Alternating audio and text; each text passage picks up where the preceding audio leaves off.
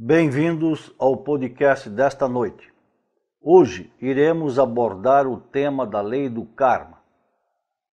A gnose do mestre Samael nos ensina que quando eliminarmos de nós o ego, o eu pluralizado, os agregados psicológicos, já não mais haverá karma a pagar.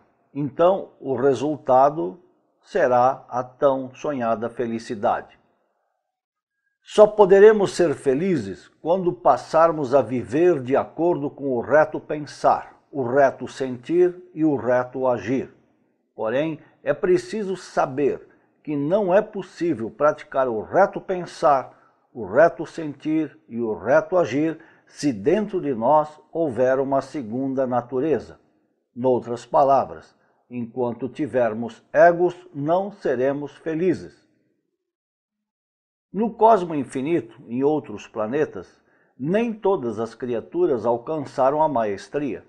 No entanto, vivem em sintonia com a ordem cósmica, porque não mais possuem egos. Por isso, são imensamente felizes. Ensina a gnose que o karma é negociável.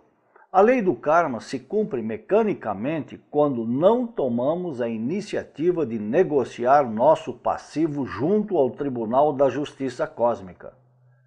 Muita gente segue acreditando que não é possível alterar a lei do karma.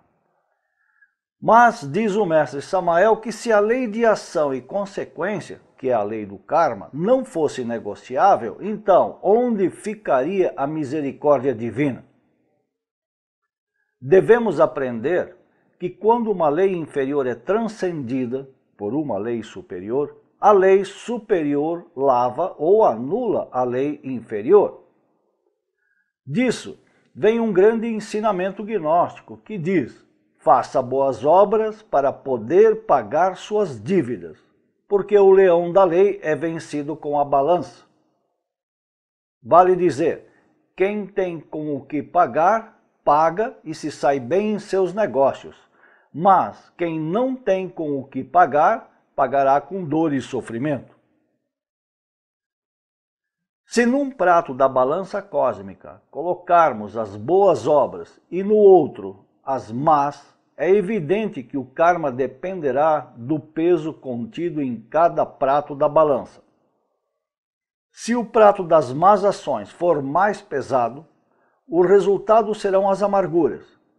No entanto, é possível aumentar o peso das boas obras no outro prato da balança, e desta forma pagaremos nosso karma sem necessidade de sofrer. Tudo o que necessitamos fazer são boas obras, para aumentar o peso do prato das boas ações.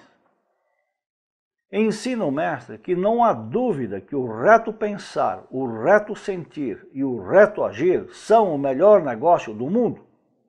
Nunca devemos protestar contra o karma. O importante é saber negociá-lo. Mas, infelizmente, quando as pessoas se acham numa grande amargura, preferem fugir de suas responsabilidades. Sempre justificam, sempre lavam as mãos, sempre dizem que nunca praticaram mal, que não sabem o que fizeram para sofrer tanto e que sempre foram pessoas muito boas, corretas, honestas. Alerta o mestre Samael aos que estão na miséria. Revisem suas condutas. Julguem a si mesmos. Sentem-se, mesmo que por um momento, no banco dos réus.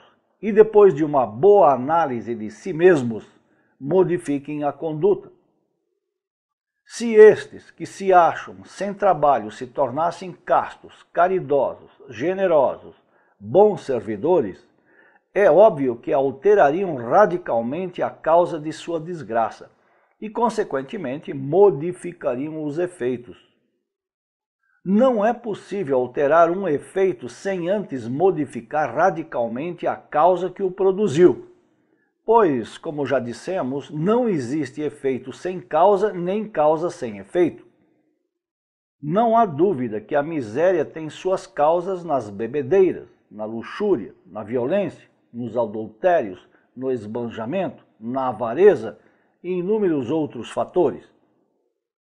Não é possível que alguém se encontre em miséria quando o Pai, que está oculto dentro de nós, se faça presente aqui e agora.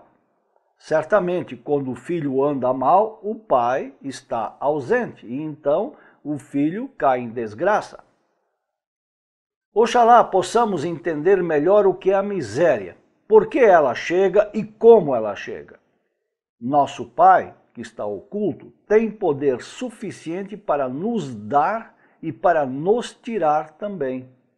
Ditoso é o homem a quem Deus castiga, diz o dito popular. O karma é o remédio que nos é dado para nosso próprio bem. Infelizmente, as pessoas, em vez de se inclinarem reverentemente ante o eterno Deus vivo, protestam, blasfemam, justificam-se, desculpam-se, lavam as mãos, não assumem suas responsabilidades como autores de suas próprias misérias, dores e sofrimentos.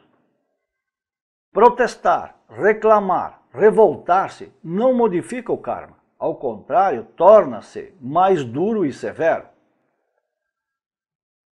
Normalmente, reclamamos fidelidade do cônjuge, quando nós mesmos fomos adúlteros nesta ou em vidas precedentes.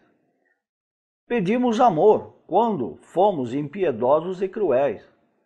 Solicitamos compreensão quando nunca soubemos compreender ninguém, quando jamais aprendemos a ver o ponto de vista alheio. Anelamos ditas imensas quando fomos sempre a origem de muitas desditas. Queríamos nascer num lar muito belo e com muitos confortos, quando em passadas existências não soubemos brindar nossos filhos com lar e beleza. Protestamos contra os insultadores, quando sempre insultamos a todos os que nos rodeiam. Queremos que nossos filhos nos obedeçam, quando jamais soubemos obedecer a nossos pais. Molesta-nos terrivelmente a calúnia, quando nós sempre fomos caluniadores e enchemos o mundo de dor. A fofoca nos fere e não queremos que ninguém murmure de nós.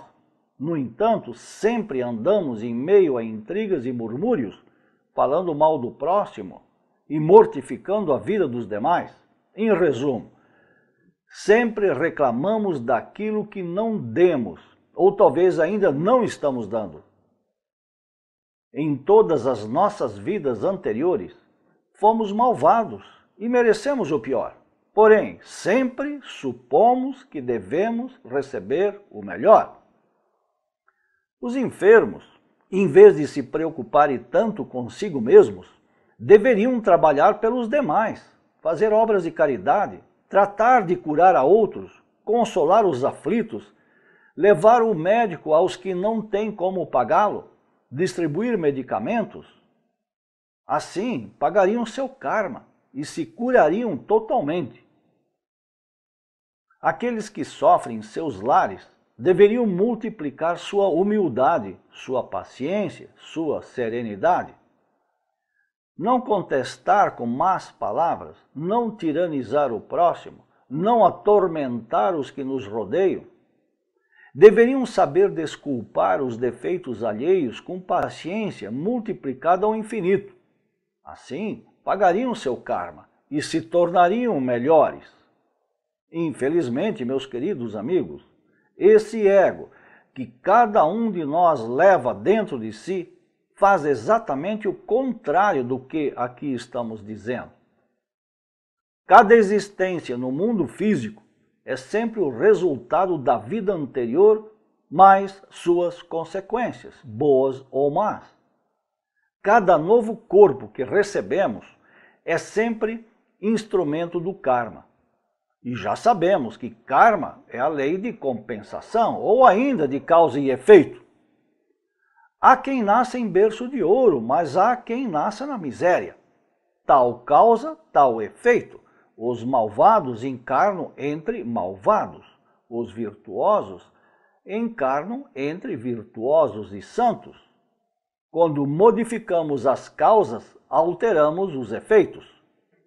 Aqueles que pensam que a morte do corpo físico implica na morte da sua alma, acreditando que assim poderão então cometer toda sorte de crimes e delitos, numa próxima vida receberão as consequências, mesmo que não acreditem em nada do que estamos falando aqui e agora. Lei é lei. Ninguém escapa impunemente da lei divina.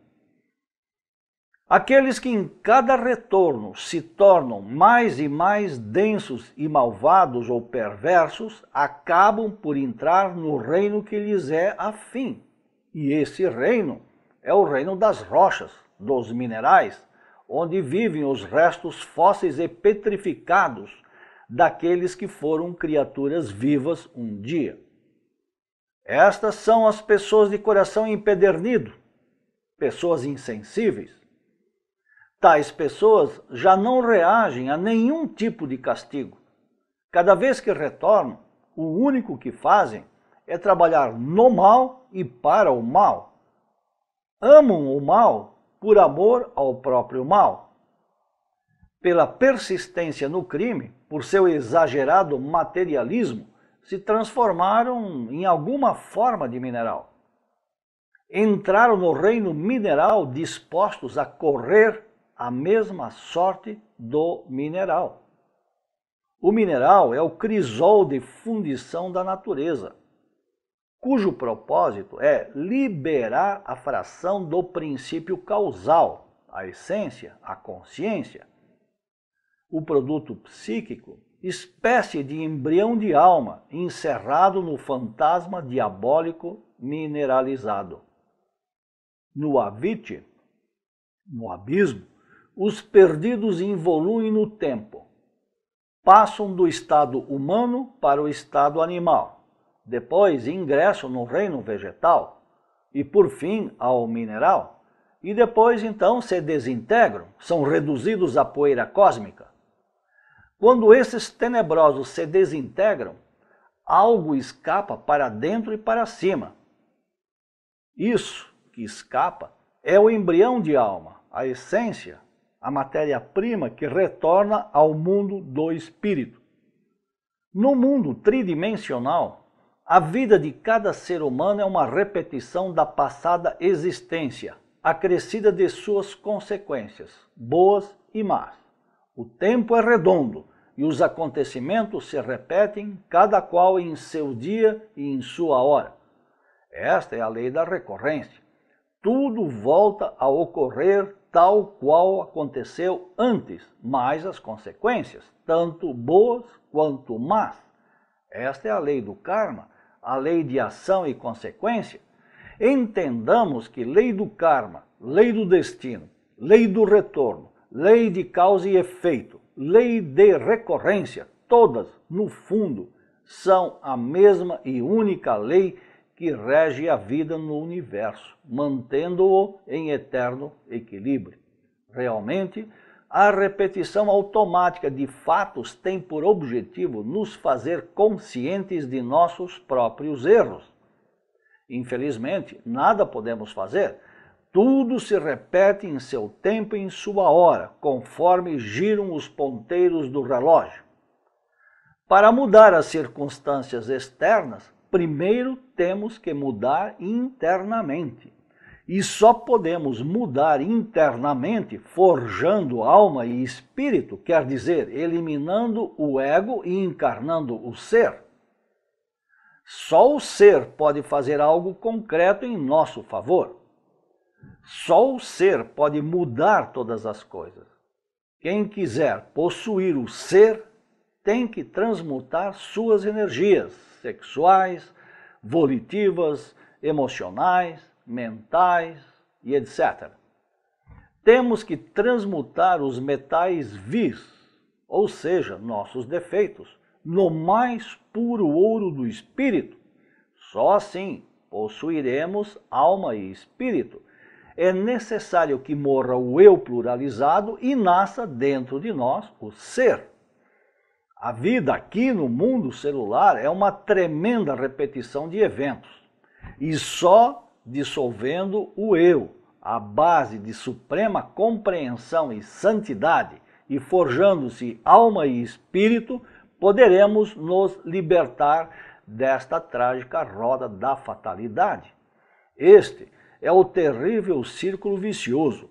Esta é a roda do samsara, que nos leva e nos traz incessantemente a este mundo de dores, amarguras e sofrimentos. Voltamos agora de nosso estúdio na sede da IGB Abragnose em Curitiba, sede nacional que temos aqui nessa cidade. Temos aqui várias perguntas que nos foram colocadas durante o intervalo e vamos, a partir desse momento, comentar e responder esses questionamentos que são colocados aqui.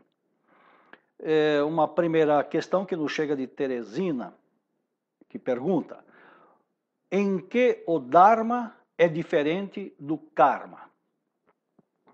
Bem, meu amigo, o Dharma é uma palavra que aqui no Ocidente, muitas vezes, não é adequadamente compreendido. Um dos sentidos da palavra Dharma ou Dhamma é de doutrina. Então, quando nós falamos no Dharma sagrado, estamos querendo dizer, em verdade, a doutrina sagrada. Então, esse é um dos sentidos da própria palavra Dharma. O outro sentido da palavra Dharma, que também é muito falado pelas pessoas normalmente, é como sendo sinônimo de karma positivo. Então, quando o karma é positivo, nós estamos falando de Dharma, ou seja, algo bom, coisas meritórias, coisas boas que a lei divina nos deve, ou o Logos solar, tem a nos dar em premiação, recompensa ou retribuição pelas boas obras que realizamos em favor da humanidade. Colocado isso, creio que não fica muito difícil de entender e diferenciar o significado da palavra Dharma e Karma. Aqui no Ocidente, normalmente, quando nós mencionamos Karma, por mecanicidade mesmo, associamos esta palavra, Karma, sempre a coisas negativas. A dores, sofrimentos, castigos, inclusive. Quando, em realidade, até como mencionado agora na apresentação inicial, o karma é tão somente uma lei de causa e efeito, nada mais do que isso. E em função de ser uma lei causativa, geradora de efeitos, outras leis estão embutidas ou agem em conjunto, como também tivemos oportunidade de abordar na apresentação inicial. Entre elas, o retorno ou a recorrência, aquilo que nós recebemos, seja de positivo ou negativo, o que nós recebemos é consequência, ou seja, é um efeito de algo que nós praticamos. Independente de nós mencionarmos se é Dharma ou se é Karma. Aquilo que nós fazemos gera consequências, geram efeitos. E esses efeitos sempre nos alcançam, seja nesta vida, ou seja numa próxima existência, ou ainda em existências futuras, porque nós nunca pagamos todo o karma devido numa única vida. A própria lei, o próprio Tribunal de Justiça Cósmica, ele parcela, ou ele cobra uma parte dos efeitos ou daquilo que nós devemos ou temos que cumprir para manter em equilíbrio nossa existência ao longo das vidas.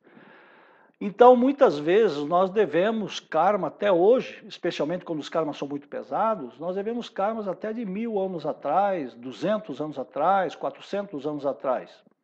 E não estamos exagerando quando falamos nisso, porque 1000 anos, isso equivale talvez a 8, 9 ou 10 existências, não é muito assim como à primeira vista podemos pensar.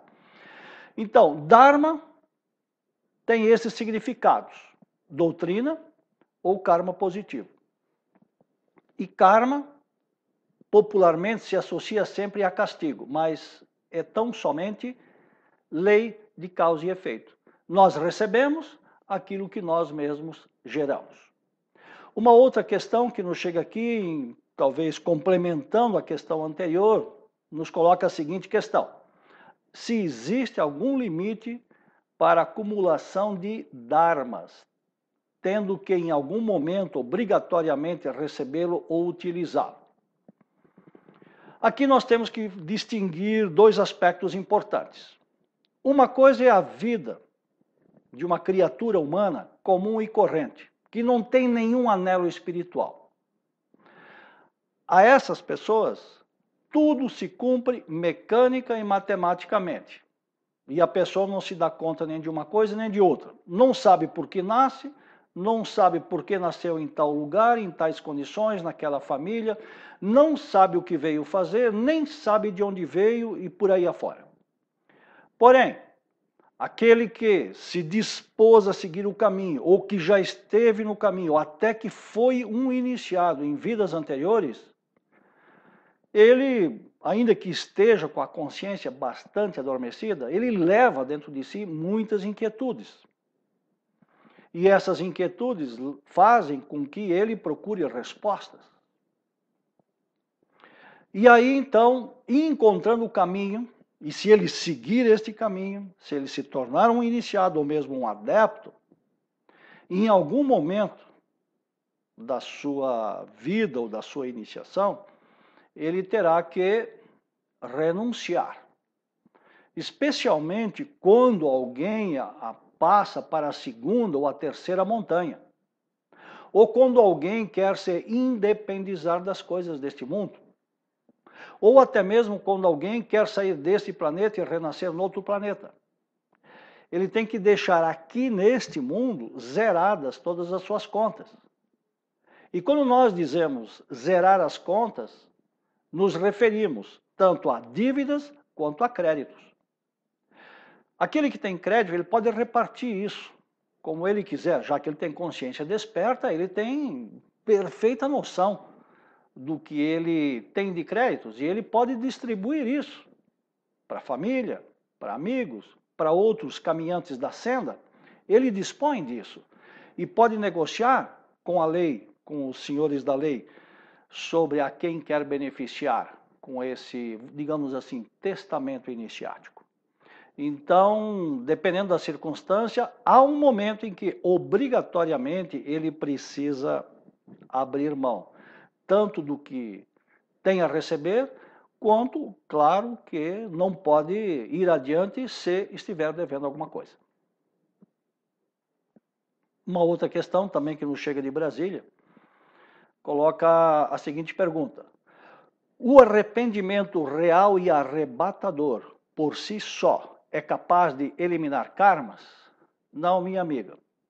O arrependimento em si não elimina karma, nem atenua os karmas. O arrependimento em si, quanto mais profundo ele for, ele nos dá forças para agir, atuar ou trabalhar no sentido de anular a dívida ou as consequências de atos precedentes. Podemos dizer, sem medo de errar, que se não houver essa força de arrependimento que brote lá do âmago da alma de nosso ser, dificilmente uma pessoa aqui neste mundo é capaz de sustentar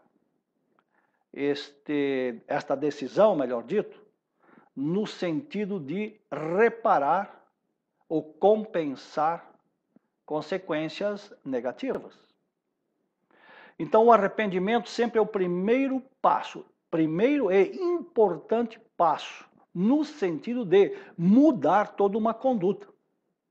Porque é fundamental a mudança de conduta ou de atitude.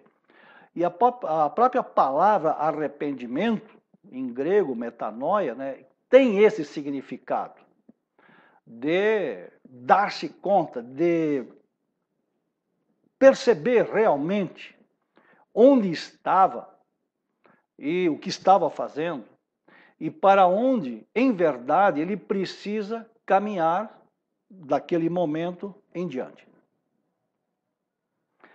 Uma outra questão que nos chega aqui de Belo Horizonte, Minas Gerais.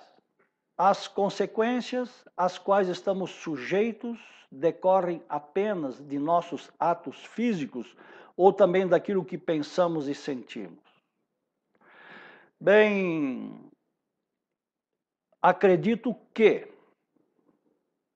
entendendo o que significa conduta reta, e a conduta reta nós sabemos que é formada pelo reto pensar, o reto sentir e o reto agir, significa então que aquilo que nós fazemos com o pensamento, com o sentimento e com atos físicos, também, na mesma proporção, geram consequências nas respectivas esferas.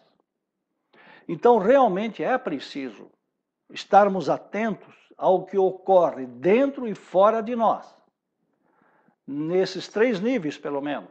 Ou seja, o nível do pensamento, do sentimento e da ação física.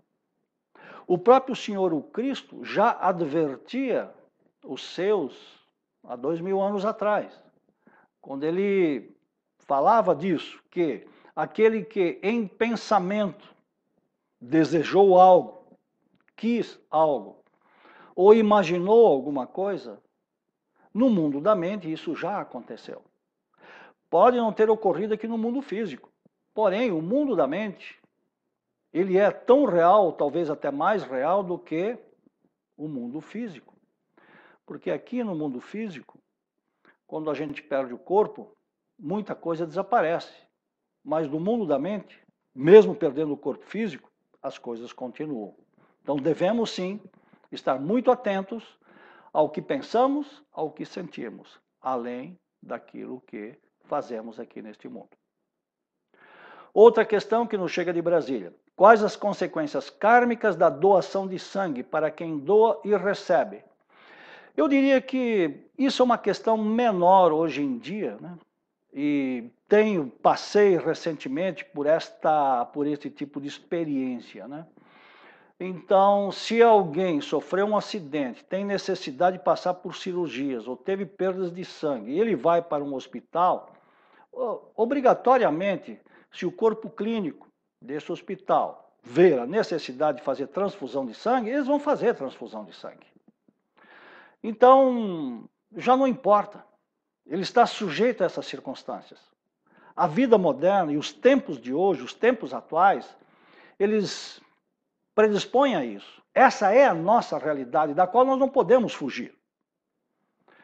E se formos realmente sensatos, equilibrados e inteligentes, nós não vamos evitar, ou não vamos, digamos, aceitar passivamente a morte porque alguém algum dia nos disse que receber sangue de alguém estranho nos faria certas conexões atômicas. Que se formam conexões atômicas numa doação de sangue, isso é fato, não vamos negar e nem estamos negando. Mas o que pouca gente sabe é que, mediante a própria doutrina gnóstica, a ciência gnóstica, ela ensina, mediante certos processos de magia e teurgia, ou até mesmo negociações com nossa mãe, permite que esses vínculos sejam anulados. E, mais ainda, atomicamente, esses átomos que foram colocados em nosso corpo, vindo de outra pessoa, que estavam presentes no sangue, no plasma, também sejam queimados. E mesmo que nada seja feito, em 7 ou 8 anos, aproximadamente, todo o sangue de uma pessoa é renovado. E eu falo em nível atômico, não estou falando em nível celular. Eu acredito que, se não sou traído pela minha memória, que em nível celular é mais rápido ainda. Então, não devemos nos preocupar muito com essa questão das consequências kármicas. Claro que não vamos sair por aí buscando, você quer meu sangue ou você tem sangue para dar. Também não é assim. Nós temos que viver a vida exatamente como ela se apresenta todos os dias em nossa vida. Uma outra questão que nos chega aqui de Erechim, Rio Grande do Sul. É falado que pagamos nosso karma com dor e sofrimento. Sendo a dor e o sofrimento moedas de pagamento, elas trazem algum benefício para o universo? Não, meu amigo, não traz benefício nenhum para o universo e nem o universo é o que está em questão aqui. O que está em questão aqui é o teu aprendizado. Nós temos dois caminhos de aprendizado na escola da vida que pertence à grande mãe ou à mãe natureza. Na escola da vida você aprende ou por amor ou por dor e sofrimento. A escolha é sua. Porque muitas vezes nós erramos por ignorância. E está aí o maior tipo de karma ou de enfermidade que alguém pode receber. O karma da ignorância. Porque a ignorância é o pior tipo de karma. Ignorar as coisas é castigo certo, e é castigo ou dor ou sofrimento que cada qual aplica, sem saber que está aplicando. Isso me parece o pior tipo de karma. Porém, qual a finalidade disso? Se não tem um propósito, Deus não se diverte infligindo dor ou sofrimento nas criaturas. Nem a grande mãe faz isso. Porém, aqui neste mundo a realidade é essa. Aprendemos as coisas com amor e essa possibilidade existe. Mas é muito difícil, e eu, nesses 60 e poucos anos, não encontrei praticamente ninguém que aprendesse alguma coisa pela via do amor. Na boa, como se diz. Todo mundo aprende, se é que aprende, com a dor e o sofrimento. Então, esta dor, isso, simplesmente é uma consequência. É um efeito que nos alcança, que nos atinge em função de atos que nós praticamos anteriormente, levados por nossa ignorância. Então, se despertarmos a consciência, passarmos a fazer a vontade de nosso Pai, tanto no céu quanto na terra, as coisas mudam. E é isso, basicamente, a essência do ensinamento que a escola da vida quer nos passar ou nos passa. Uma outra questão que nos chega aqui de São Paulo. É possível amenizar o sofrimento do karma apenas com a conduta reta? A caridade é um fator essencial e obrigatório? Meu amigo, em modificando a nossa conduta, em passando a agir retamente, algo maravilhoso acontece. O quê? Deixamos de gerar karma, ou seja, ações, ou melhor dito, consequências negativas ou dolorosas. Esse é o principal motivo ou razão pela qual só mudar de conduta já me parece uma grande vantagem ou até mesmo um grande negócio. Mudamos a conduta, deixamos de gerar consequências negativas. Porque passamos a cumprir, em grande parte, a vontade de nosso Pai. Em outras palavras, passamos, em grande parte, a viver em harmonia com as leis da natureza. E por isso, então, aliviamos nossas dores e sofrimentos. Agora, como foi dito até na apresentação anterior, as obras de caridade, as boas ações, elas são necessárias para anular, ou pelo menos contrapor, a tudo que nós estamos devendo, fruto de atos passados. Então nós temos meio que agir com as duas pernas. Começar a viver a conduta reta e, ao mesmo tempo, fazer obras de caridade para compensar efeitos de nossos atos praticados anteriormente. Uma outra questão que nos chega aqui de Floriano, Piauí também. Quando despertamos nossa consciência, podemos mudar nosso karma? Mudando o nosso, mudamos também o de outras pessoas? Minha amiga, só despertando a consciência, nós não mudamos o nosso karma. Despertando a consciência, o que acontece é que podemos, então, praticar ou realizar, ou fazer a vontade de nosso Pai. Consequentemente, deixamos de fazer besteira, deixamos de cometer erros, deixamos de praticar atos que lá na frente nos esperam com dores e sofrimentos, amarguras, privações, enfermidades e tantas outras consequências. Agora, essa é principalmente, né, a grande vantagem de despertar consciência, porque passamos a agir de conformidade com os preceitos das leis que regem o universo. Cumprimos e fazemos, ou temos a condição de fazer a vontade de nosso Pai. Por si só, isso anula ou põe um ponto final na geração de novas amarguras, dores ou sofrimento, ou consequências negativas, simplesmente, para o futuro, né? Agora, em mudando a nós mesmos, nós influenciamos ao nosso redor.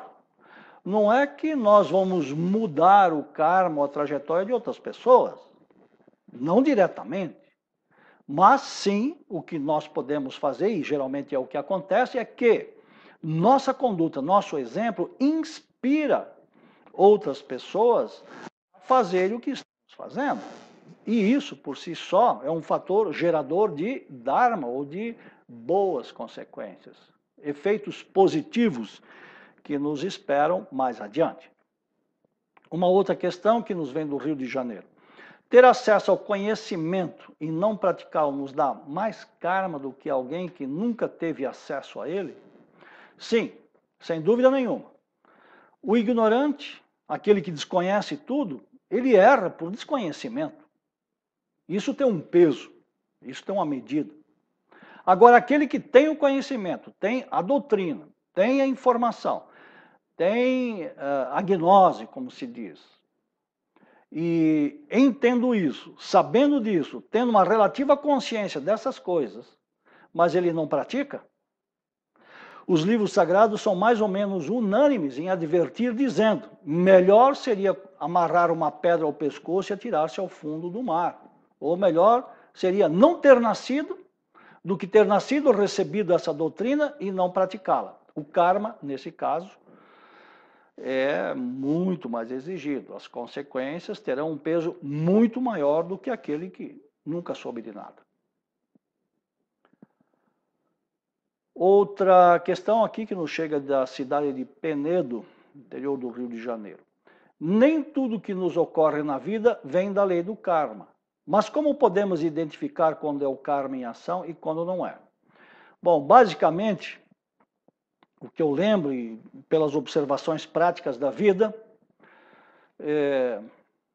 tenho a dizer que, como em corroboração com o que diz o mestre, né, uns 50% das coisas que acontecem em nossa vida são fatores kármicos.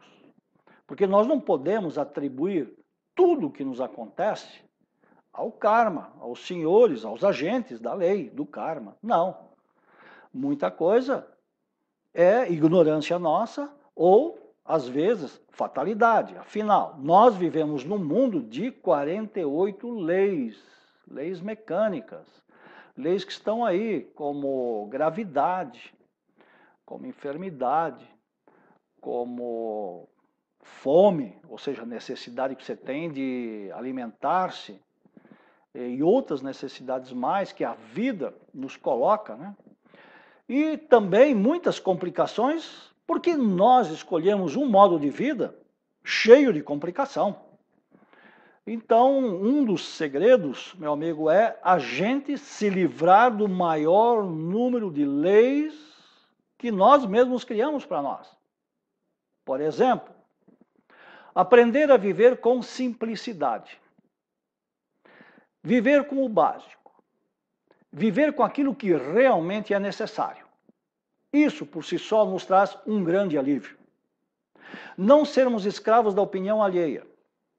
Não nos vestirmos segundo os ditames da moda, porque isso nos escraviza, consequentemente, nos aguilhoa e nos prende mais e mais, como se fosse um cipoal invisível, uma teia de aranha invisível, que nos ata, que nos prende. Então, simplicidade, renunciar às coisas que não são realmente essenciais e necessárias em nossa vida. Agora, alguém pode ter uma enfermidade que não é kármica. Por quê? Se alguém toma um banho quente e sai no ar frio, se expõe à corrente de ar, esse choque térmico vai gerar talvez um resfriado, até um princípio de pneumonia. Isso não é karma, é ignorância mesmo. Ou acidente, às vezes aconteceu alguma coisa, sei lá, desmoronou a parede do banheiro, vamos exagerar para entender o exemplo, e aí caiu neve dentro do banheiro, então você levou um choque térmico, ainda que seja difícil cair neve aí em Penedo, né? Eu sei que é uma cidade fria, mas não tão exagerado assim. Então, essas coisas nós temos que ter simplesmente o discernimento ou o bom senso de perceber. Agora, enfermidades kármicas são aquelas enfermidades pesadas, por exemplo, um câncer, uma lepra, coisas do gênero, né? Alguém ter nascido, né, com uma deficiência, ou uma anomalia, ou uma carência, enfim. O corpo físico é modelado segundo as características do corpo vital. E os agentes do karma modelam o corpo vital de acordo com as necessidades ou as consequências dos atos praticados anteriormente, seguindo aquilo que determina a Virgem da Luz, que é sua própria Mãe Divina. É assim que funciona o corpo kármico, ou o corpo que serve de veículo para a expressão do karma. Ou, em outras palavras, aquilo que é o veículo que nos permitirá receber o que temos a receber e pagar o que nós temos que pagar. Outra questão, também de Brasília, que nos chega, coloca a seguinte pergunta. Aos olhos da lei divina, tudo é questão de mais e menos, independente da causa, da adição e da subtração? Eu não sei se eu entendi bem essa questão aí, tudo é uma questão de mais e menos. O que nós podemos dizer é, o que você faz, você recebe. O que você planta, você colhe. Se plantou muito raio, vai colher uma imensa tempestade. Se você não plantou nada, não vai colher nada, vai morrer de fome. Ou seja, inanição espiritual. Porque as pessoas que não cultivam a sua terra filosofal, o que vai germinar numa terra árida, desértica, sem água, sem nada? Se a nossa vida é um deserto, não por provação espiritual, mas por consequência, talvez por aí esteja o menos, aí a única coisa que você pode fazer é dar-se conta. Se é que tem mérito suficiente para dar-se conta, porque aí nós já estamos falando da ignorância e das consequências da ignorância. As pessoas que retorno após retorno persistem, por exemplo, no materialismo, no ateísmo, só nas coisas da vida, não têm o mínimo interesse por romper a mecanicidade que nos traz e nos leva dessa existência, é claro que renascerão em condições cada vez piores. E muitas vezes nem alcançam o retorno 108 e já são designadas para entrar no abismo. Cada caso é um caso. Uma outra questão que nos coloca aqui, que aparece aqui, diz o seguinte: adquirimos karmas no astral? Este soma-se com o karma que adquirimos aqui no mundo físico? Eu não sei se entendi bem a colocação, mas se você quiser dizer que adquirimos karmas no astral, no mundo astral, nós não adquirimos karma. Os karmas são adquiridos aqui neste mundo físico. Quando nós estamos desencarnados, ou seja, no limbo, ou em qualquer zona molecular, fazendo a transição entre uma vida anterior e a próxima, ali tudo está parado em termos de karma. Nós vamos começar a pagar ou a recompensar, compensar, equilibrar simplesmente quando ganharmos um novo corpo físico, né? E esse corpo já é modelado, como acabei de dizer há poucos momentos, no mundo etérico. Esse modelo etérico é o que vai formatar ou formar o corpo físico futuro. E aí, então, que está predisposto a questão, ou predisposta, né, a questão kármica toda. Agora, no astral, nós não adquirimos karma. Se é que eu entendi bem a questão, porque se você deixa o corpo físico e sai à noite em astral, você não vai ganhar karma pelas coisas que você vai fazer lá. O que acontecer lá no mundo astral são consequências, muitas vezes, do que você já fez antes, daquilo que você é hoje aqui neste mundo físico, né? Não sei se era exatamente isso que você queria nos colocar ou nos questionar. Outra questão que nos chega de Aracaju, o seguinte: por que os crimes contra o Espírito Santo não são perdoados? Essa é uma questão muito antiga dentro da gnose e também dentro do esoterismo como um todo, né? Isso está escrito na Bíblia, inclusive, que todos os pecados são perdoados, menos esse do Espírito Santo. Por quê? O Espírito Santo é aquele que nos vivifica. Ora, se você, em vez de atuar em harmonia com o próprio Espírito Divino, você está sempre contra, sempre contrário, em desafio, em combate, fazendo o oposto dessa natureza que lhe é característica de Espírito Divino, evidentemente, enquanto você estiver agindo desta forma, não tem perdão. Por quê? É a condição primeira, condição sine qua non é que primeiro você passe a agir, a atuar em harmonia com o Espírito Divino, que habita, ou pelo menos um dia habitou, o seu próprio templo vivo, que é o seu corpo.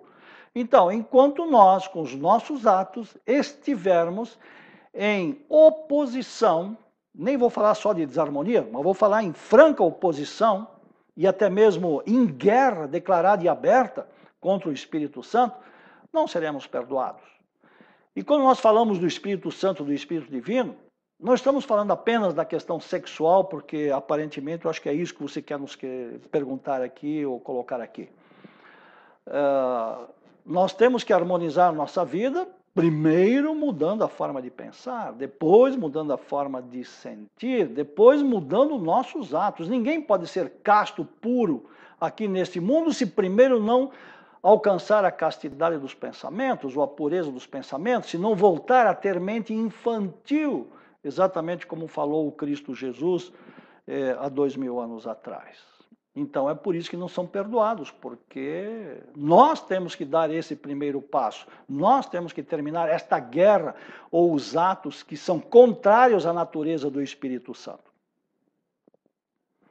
Outra questão que nos chega aqui de Porto Velho, Rondônia. Como desenvolver a vontade para que possamos superar as tendências kármicas com as quais temos que lidar? Eu não sei se também captei bem o sentido dessa pergunta, que coloca, né, como desenvolver a vontade. Bem, vontade, a chamada força de vontade, ela é básica neste caminho. Se nós não tivermos a boa vontade fortalecida dentro de nós, nós não teremos forças para anular as consequências, ou seja, não teremos forças para trabalhar e gerar atos que venham a equilibrar ou a compensar erros passados. Até porque, no caminho da iniciação, a boa vontade ocupa um dos pontos ou espaços dos mais relevantes e dos mais importantes. Sem essa disposição férrea de viver, mudar a conduta e viver retamente, praticar boas obras, nós não temos como, digamos, superar aquela velha tendência de agir ou seguir por caminhos tortos. Então, sim, necessariamente temos que forjar um corpo de vontade consciente. Aprender a fazer a vontade do pai e da mãe, tanto no céu, ou seja, no mundo do espírito, quanto aqui na terra, que é o mundo da matéria. Outra questão que nos chega de Brasília diz: quando conhecemos uma pessoa e sentimos uma simpatia ou uma antipatia fora do normal, significa que temos karma com essa pessoa? E sendo assim, Devemos, então, procurar zerar este karma?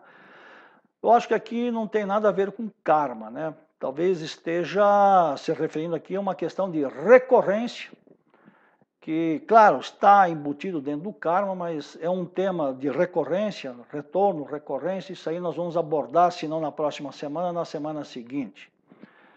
Então, a questão das simpatias tem mais a ver com afinidades volitivas ou afinidades sentimentais ou emocionais, ou afinidades intelectuais, enfim, não tem nada a ver com karma. Tem a ver com karma, por exemplo, mas isso nós vamos detalhar num próximo tema de recorrência e retorno, se, por exemplo, uma determinada pessoa nos fez um mal muito grande numa passada vida e agora nos reencontramos, essa lembrança, ainda que não seja consciente, ela está muito viva em nosso subconsciente, sim.